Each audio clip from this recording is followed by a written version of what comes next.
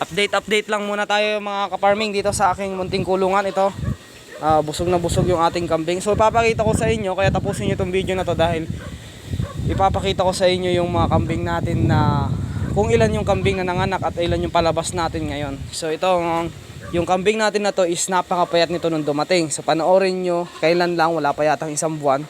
Pero ito na po yung resulta, tignan nyo po. Ayan o. Wala pa hong isang buwan yan, or isang buwan pa lang yata nung dumating sa akin ito, at tignan nyo yung resulta. So panoorin nyo yung mga video natin at ito sa tubal. Ayan po. At ngayon, magaganda na rin yung katawan ng mga kambing natin. Ayan, maganda na. So panoorin nyo dahil aakyat tayo dito mamaya sa ating munting kulungan. At papakita ko sa inyo yung mga kambing natin. So dito muna tayo sa baba. So ito nga pala ay 3 days na, luma na to, na damo. 3 days na yan. At yun, pinapakain pa rin natin, pinapaubos natin yan dahil bukas ng madaling araw ay magpapakain, ay magkukuha tayo ng damo. So kukuha tayo ng damo bukas ng madaling araw. So sa ngayon, ito muna ang pangyayari. Ito muna yung mga kaganapan. Papakita ko sa inyo yung mga kambing natin. Ayan. Ayan. Ayan. Ito yung mga inaasahan ko rin na sana ay magbuntis na. At yun nandito naman, hindi ko alam kung buntis na rin ito, pero nandiyan siya. Ayan.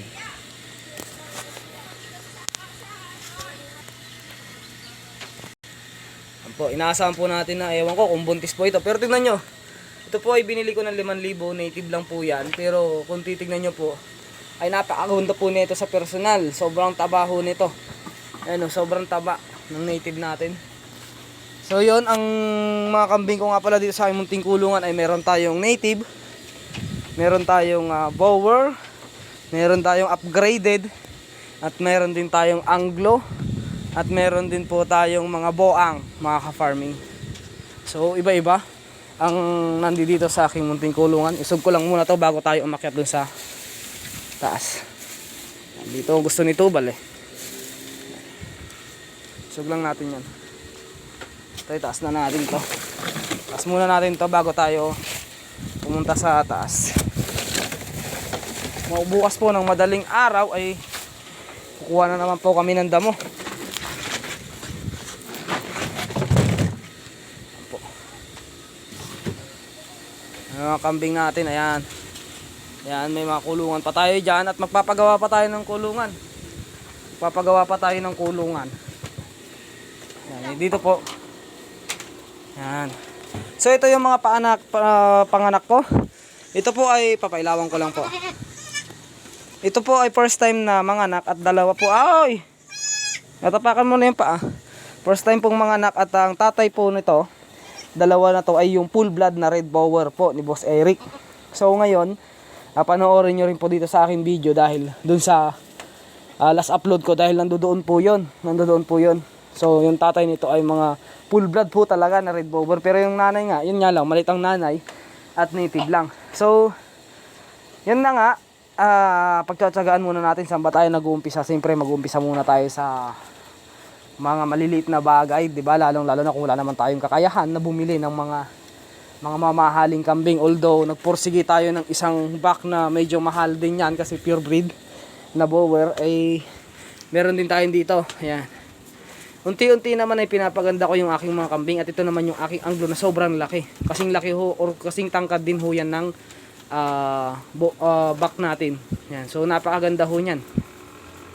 Hindi ko po alam kung F3 or F2 lang po yan pero sobrang laki po niyan mga ka-farming, sobrang tangkad. Hindi ko po alam kung F3 na po yata.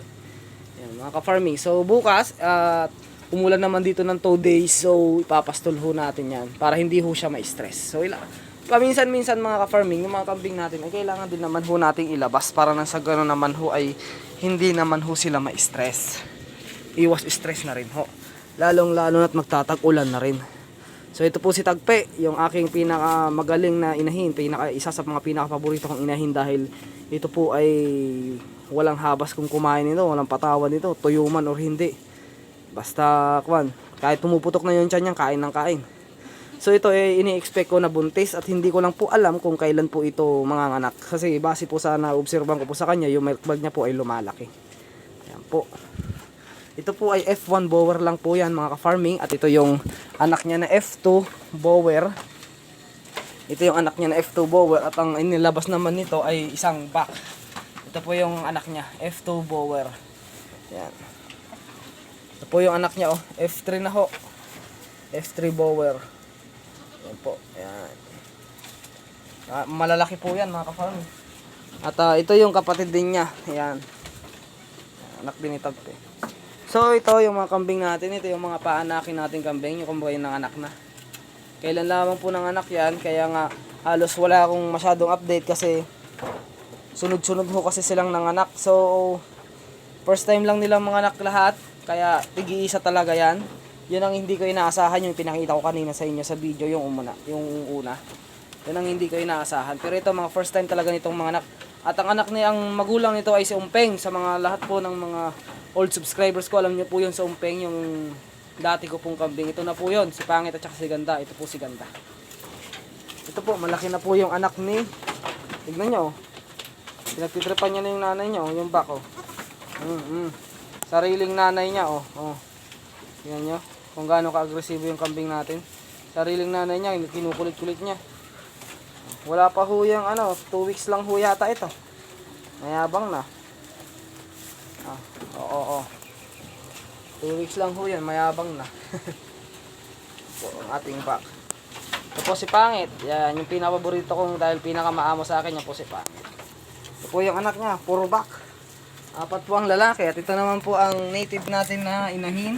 At napakaganda ang resulta dahil ito yung po yung lahi ni Tubal. Yan. Isang napakalaking babae rin. Mga ka-farming, yan. Yan po.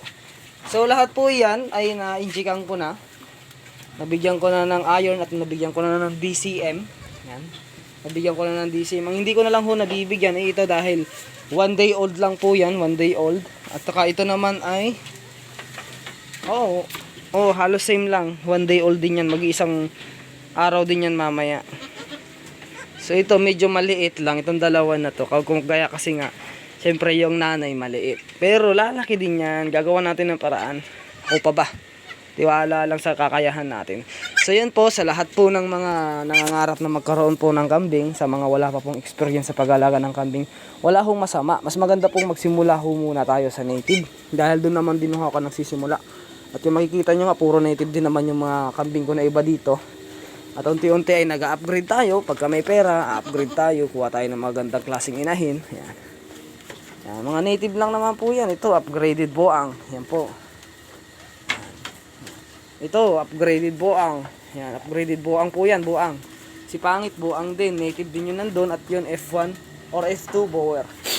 Yan. Ang binibigyan pansin ko lang naman ho. At ang binibigyan ko lang naman talaga ng focus ay ito. Yung back natin. Na si Tubal, ayan po. Yan naman po talaga ang aking pinagpupukasan, si Tubal.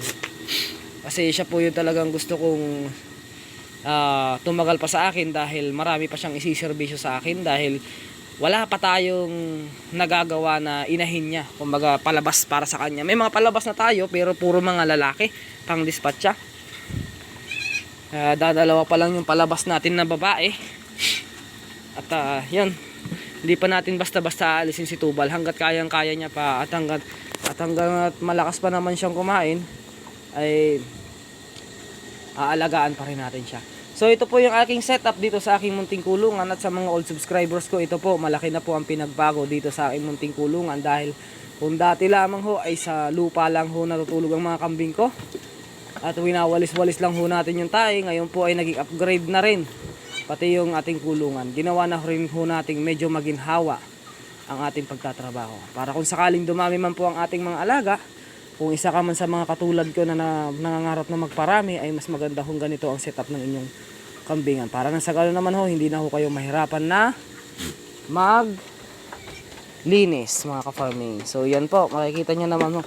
Step by step lang naman po sa pag-aalaga ho ng kambing, lalo na kung wala kang malaking puhunan. Sapat na yung magparami ka. Kung may native ka, di sa native ka lang muna mag-umpisa. At pag nag-hit yung native mo, ilapit mo sa medyo mas magandang bulugan. Huwag nyo po ipapaasawa sa native para gumanda ho ang inyong mga kambing. Kuha lang tayong thumbnail.